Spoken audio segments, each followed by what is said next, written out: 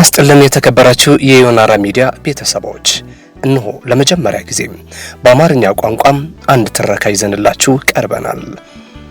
ይህ አጭር ልቦለድ ትረካም በእውቁ ደራሲ ስብሐት ገብረ እግዚአብሔር የተጻፈና እንዲሁም በእንግሊዘኛ ቋንቋ የተተረጎመ ምርጥ አጭር ልቦለድ ነው። ይህ አጭርና መሳጭ ልቦለድ የጋሽ ስብሐት የመተረክ አቅም ያስደምማል። ይህ አጭር ልቦለድ ታሪክ ያካተተ መጽሐፍ ደግሞ በእንግሊዘኛ ቋንቋም ዘ ሲድ ኤንድ አዘር ስቶሪስ ተብሎ በሚገባ ተተርጉሞ በብዙዎች አድናቆት አትርፏል። ለመግቢያ ያህል ይህንን ካለን ወደ ትረካው ከመሄዳችን በፊት ቻናሉን ሰብስክራይብ በማድረግ እንዲሁም ላይክ እና ኮሜንት በመስጠት ተቀጥሉ ዘንድ የምንጊዜም ጥያቄያችን ነው። ክብር ይስጥልን። ዮናራ ሚዲያም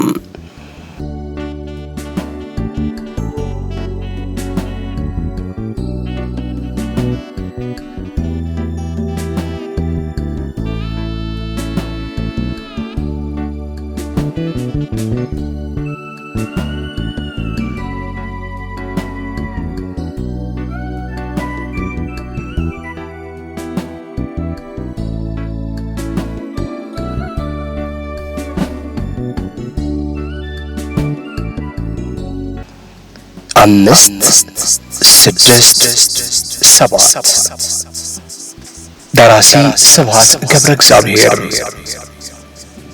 ተራኪ ሰለሞን ገብሩ። አምስት ስድስት ሰባት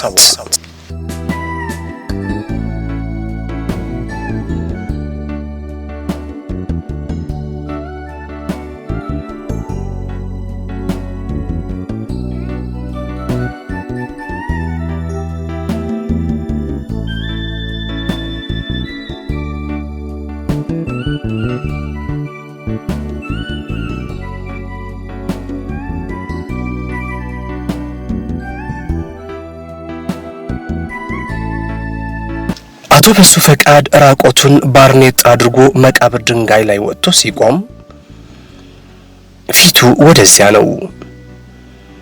ረጅም አልባ ቅልጥም ቀጭን እንደ ጅማት፣ ልክ እንደሚሰብክ መምህር እጆቹን ዘርግቶ በልዝብ ድምፅ እንዲህ አለም። አምስት ስድስት ሰባት ስሙኝ ልንገራችሁ፣ ስሙኝ እናንተ ሙታን ልንገራችሁ፣ ለሕያዋን የማይነገር ልንገራችሁ። ግን ከወዲያኛው ሀገር ሰይጣንን አይታችሁታል ወይስ አላያችሁትም? እባካችሁ ንገሩኝ። እዚህ ትታችሁት ሄዳችሁ እዚያ እንዴት ታገኙታላችሁ? እዚህ ነው፣ ከኛ ጋር ይኖራል። ሰይጣን ማለት ጎተራ ነው፣ ስልቻ ነው፣ የማይሞላ ጉድ ነው። ሰይጣን ማለት ሆድ ነው። አምስት ስድስት ሰባት አምስት ልጅ፣ ሁለት እናት አባት። ሰይጣን ከእባብ ተዋሃደ፣ ሔዋንን አሳሳተ። ከዕፀ በለስ ተዋሃደ፣ ሔዋን ሆድ ገባ፣ ከሆዷ ተዋሃደ፣ ለልጆቿ ተረፈ። ሰይጣን ሲኦል ወረደ ማለት ወደ ሆድ ወረደ ማለት ነው።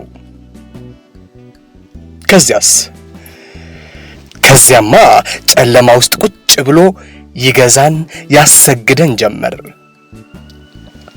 አምስት ስድስት ሰባት ቀኑን ሙሉ ስንሰራ፣ ስንለፋ፣ ስንዋሽ፣ ስናስመስል ግን ለምን? ለእንጀራ። ለማን? ለሰይጣን ሆድ። አምስት 6 7 5 ልጅ 6 እናት 7 አባት። እንግዲህ ሰሞኑን ስለ ክርስቶስ ስቅለት ትሰማላችሁ። ግን ማን ነው ሰው ሆኖ ያልተሰቀለ? ማን ነው በልጁ ለቅሶ ያልተቸነከረ? ኧረ እንደው ማን ነው በሚስቱ ሞት ያልተቀበረ? ደጋግሞ ሊነሳ ደጋግሞ ያልተቀበረ ማን ነው?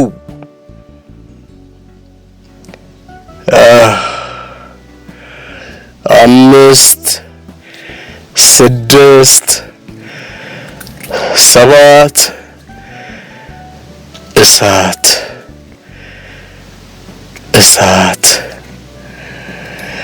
ገሃነም ትገባላችሁ ብለው ያስፈራሩናል። የት ነው ያለነው ለመሆኑ? ገሃነም አይደል እንዴ? ኧረ ተውን፣ ኧረ ወዲያ እጭ። ሰላም ለከ ሕማማት ነውና የይሁዳን ታሪክ ልንገራችሁ። ደግሞ አለም ቀጠለም። 5 6 7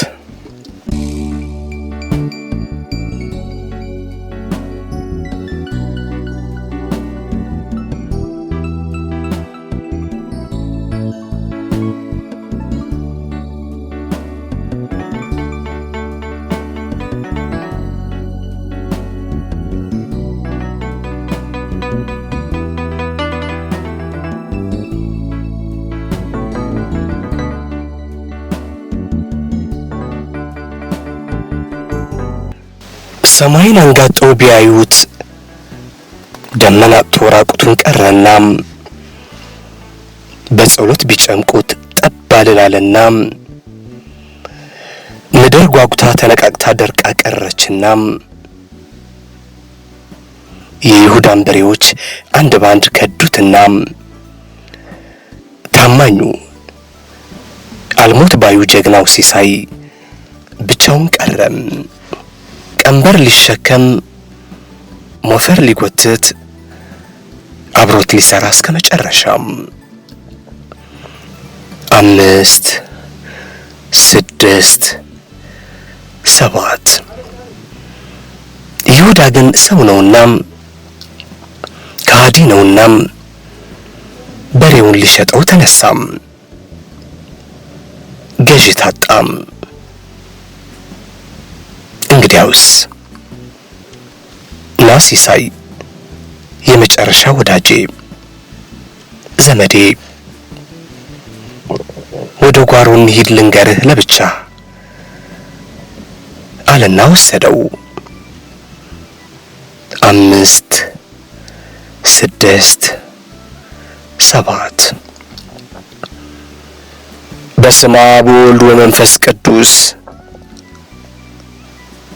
አለናም የመጨረሻይቱን ምስጢር በስለት ነገረው። እርድ በሬው ከማዘኑ የተነሳ ምንም አላለም። በዝምታ ነፍሱን ሰጠም። ፀሐይ ይህን አይታም በእፍረት ፊቷን ልትሸፍን ዞር ብትል ደመና አጣች። ደም አለቀሰች።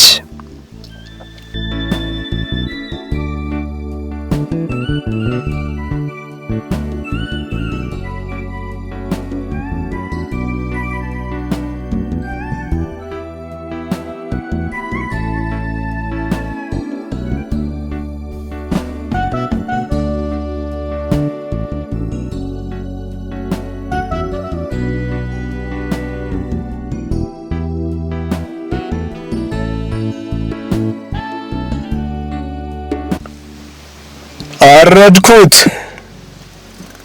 ገፈፍኩት፣ ብልቱን አወጣሁት፣ ጠብሰን ቀቅለን በላ ነው። ሲሳይን የመጨረሻ ወዳጃችንን ወጥ እንዳይሆን እንጀራ የለን፣ ቋንጣ እንዳይሆን ቶሎ ጨረስነው። ራበን፣ በላነው። በላሁት ሲሳይ ዘመዴን አጋሬን። ለሆድ ስል ለሰይጣን ስል ሰዋሁት። ታዲያ ይሁዳ ከዳተኛ ነው ይላሉ የኔን ታሪክ ያላወቁ። ይሁዳ እንኳን ተጸጸተ፣ ተሰቀለ፣ ዕዳውን ከፈለ። እኔ ግን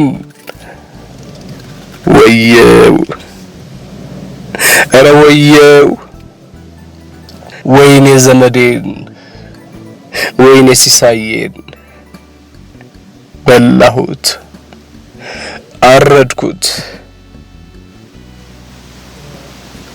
መሀል ላይ ጸጥ አለም። ለቅሶን ድንገት አቋርጦ ካጠገባቸው ትልቅ ድንጋይ አነሳም፣ ተንበረከከም። ድንጋዩን ትከሻው ላይ አኖረም። ማረኝ፣ ማረኝ አንተ የዳዊት ልጅ ማረኝ፣ ይቅር ይበሉኝ አባ፣ ይቅር ይበሉኝ አላቸው። እግዚአብሔር ይቅር ይበልህ አሉት። አባም አልፈልግም፣ የሱን ይቅርታ አልፈልግም ብሎ ተነስቶ በንዴት ድንጋዩን ወደዛ ወረወረው። የተበደለ ምን ይቅርታ ያስፈልገዋል?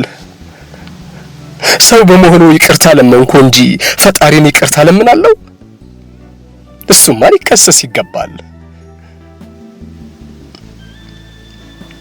ብሎ እጆቹን አንስቶ ለሙታን መናገር ጀመረ። እብዱ ሰውዬ 5 6 7 ንገሩልኝ ታገኙት እንደሆን አበላቸው እህል ከልክለህ 5 ልጆች የሰጠኸኝ ምን ነው? ኧረ ምን ነው ብለዋል በሉት። 5 ልጅ ተሰብስቦ ሲውል አንዲት ሳቅ ብቅ ሳትል ቀኑ መምሸቱ ኧረ ምን ነው ብለዋል በሉት። ልጆቼ አንዲት ቀን ኩኩሉ ሳይጫወቱ ማለቃቸው ምን ነው? ሚስቴንም ልጆቼንም አንድ ባንድ ስቀብር ዝም ብለህ ማየትህስ ምን ነው በሉት። ምን ነው ብሎ ጠይቋል በሉት። የፍርድ ቀን ቢመጣ የሚፈረድበት ማን ነው ብለዋል በእርሱ ፍቃድ በሉና ጠይቁት። የፍርድ ቀን ቢመጣ የሚፈረድበት ማን ነው በሉና ደግማችሁ ጠይቁት። 5 6 7 የፍርድ ቀን ቢመጣ አለ በእርሱ ፍቃድ። ቃናው እየተቆራረጠም አባም በትካዜ ተዋጡ። ምን ነው? ምን ሆኑ አባ አለና ጠየቃቸው። ኧረ ምንም አልሆንኩ ልጄ፣ ምንም አልሆንኩም፣ ደህና ነኝ እያሉ እንባቸውን ጠረጉ። ለኔ ነው ያለቀሱልኝ አለና ጠየቃቸው። አዎን ልጄ፣ እውነትም ተሰቅለሃል፣ ግን አብሮት የተሰቀለ በቀኙ ይቀመጣል። አይዞህ ልጄ አሉት አባም።